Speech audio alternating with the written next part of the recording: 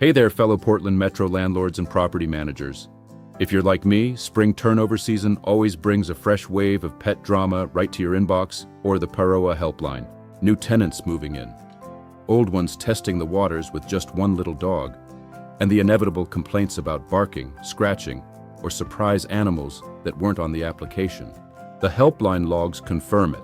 Pet and animal issues, including assistance animal requests and violation complaints, have ranked in the top 3 evergreen topics every year from 2023 through early 2026. It's not just volume.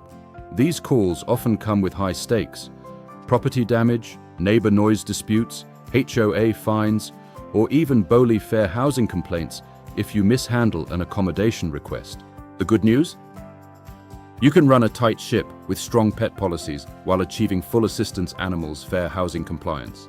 You honor legitimate, reasonable accommodations, but you also protect your property, your other tenants, and your bottom line by enforcing rules against damage, nuisance, or violations. Today, I'm walking you through the differences, the step-by-step accommodation process, and especially the exact enforcement steps that hold up when things go sideways. Real Oregon examples, the right notices, and those hard-won lessons from the trenches so you can lease confidently this spring. Pet policies versus assistance animals, know the difference. It's the critical first step. Regular pets are straightforward. They're covered by your lease and a solid pet addendum. You can charge pet rent, require a pet deposit up to 1 month's rent under ORS 90.300, set reasonable breed or size restrictions, and enforce every rule in your agreement. If Fluffy chews the carpet or Fido turns the yard into a mud pit, you charge for the actual damages. No problem. Assistance animals are a different ballgame. Under the Federal Fair Housing Act and Oregon law, specifically the protections tied to ORS 90.300 subsection 4 and related fair housing statutes, a legitimate service animal or emotional support animal is not a pet. You cannot charge pet rent, require pet deposits, or charge fees for them. They're a reasonable accommodation for a tenant with a disability, and you must grant the request unless it meets one of the narrow denial grounds: fundamental alteration of your operations, direct threat to health or safety, or undue burden.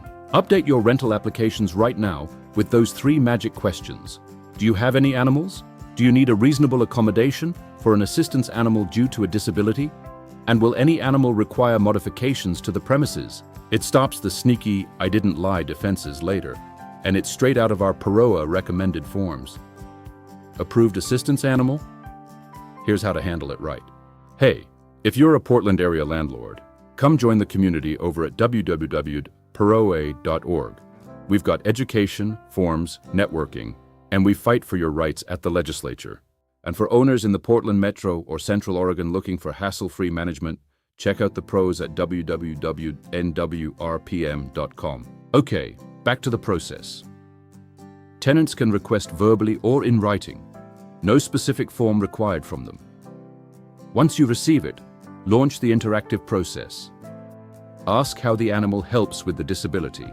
You cannot demand medical records or a diagnosis, and request verification from a qualified professional if it's not obvious. Respond promptly, usually within 10 to 14 days, in writing. Print our quick decision tree table and keep it handy. If the disability and need are obvious, approve immediately. No verification needed. If not obvious, send the ORHA verification form and discuss interactively. If the request comes after a violation notice, still process it, but document the timing if it smells like a delay tactic. If direct threat is proven, deny in writing with alternatives offered. And if it's approved but later violations occur, enforce behavior rules with proper notices. What not to do? Tape this to your fridge. Never demand certification papers for the animal. Never auto-deny based on breed alone. Never ignore the request. Those moves hand BOLI an easy complaint. This is the section where most landlords lose money or end up in disputes, so let's get into enforcing rules when violations occur. Even with approved assistance animals, they still have to follow your house rules.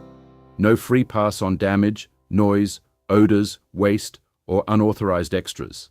Common violations: excessive barking that triggers neighbor complaints, carpet or flooring damage, pet waste not cleaned up in common areas, odors that affect habitability for others, or an unauthorized second animal showing up after approval of one. For unauthorized pets, regular pets not approved as assistance animals, start with the ORHA V1, Notice of Non-Compliance, the written warning. This formal notice spells out the violation. It tells the tenant that if the unauthorized pet capable of causing damage is not removed within 48 hours of the effective date and time on the notice, you may charge a $250 non-compliance fee. You can charge additional $250 fees for every subsequent 48-hour period, or each repeat violation within 1 year of the initial warning.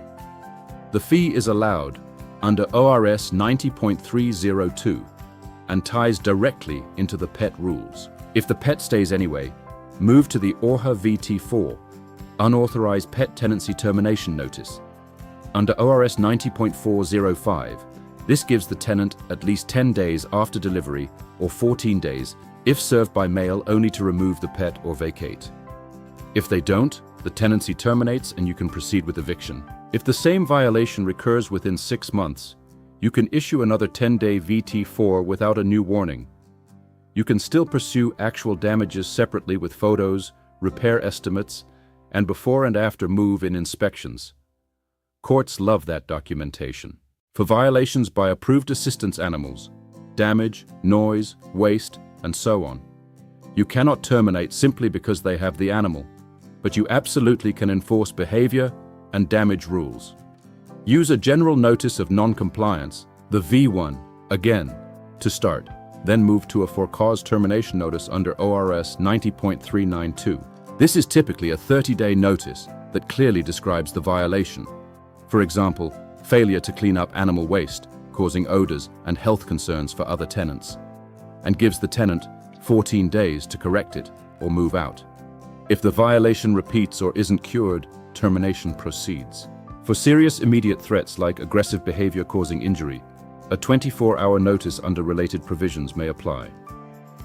Multnomah County noise ordinances tend to be stricter than Washington or Clackamas, so check your local rules and include any citations from animal control in your file. The golden rule: document, document, document. One clear photo log of shredded carpet or neighbor statements about all-night barking has saved landlords thousands in small claims or BOLI hearings. Pitfalls I see on the helpline all the time. Waiting too long, which can create a waiver argument, enforcing rules inconsistently. Hello, discrimination claim. Or forgetting to process a late accommodation request even during enforcement. Documentation wins every time. Your animal violation checklist is your best friend. Best practices that protect you. Consistency is everything. Same rules for every tenant, every time. Update your pet addendum with clear language about the accommodation process and behavior expectations. Track every request, approval, inspection, and notice in your property management software. When it hits court or BOLI, a clean paper trail wins every single time. Review your insurance for animal-related liability riders and loop in legal counsel early if an eviction looks likely. Real HelpLine scenarios and lessons learned, straight from the logs. Tenant submits a doctor's note the day after your V1 warning for an unauthorized dog that's already caused damage. Process the accommodation request, but the prior violation and fees still stand. Another classic. Approved ESA cat ruins $2,000 worth of carpet. Bill the tenant for actual damages with photos and win in small claims. HOA finds the landlord for a tenant's pet. Prevention tip: include HOA rules in the lease up front and get written acknowledgement. And yes, the emotional support alligator request still makes me chuckle. Verify it, but a 6-foot gator in a 1-bedroom? Direct threat and undue burden? Denied. Spring 2026 leasing is here. Don't get caught flat-footed. Quick checklist. Update every application and pet addendum with the 3 magic questions. Grab the latest V1 and VT4 forms, plus our PAROA reasonable accommodation template from the forms store. Review your insurance for animal claims. Train yourself or your team on the interactive process and the exact notice sequence. You've got this. Strong policies plus fair housing compliance equals fewer complaints, happier tenants, and a healthier bottom line. Hey, what's been your biggest pet policy or assistance animal headache this spring? Drop it in the comments below. I read everyone and love hearing your real-world stories from the trenches. Hey, if you're a Portland area landlord, come join the community over at www.paroa.org. We've got education, forms, networking, and we fight for your rights at the legislature. And for owners in the Portland Metro or Central Oregon looking for hassle-free management, check out the pros at www.nwrpm.com.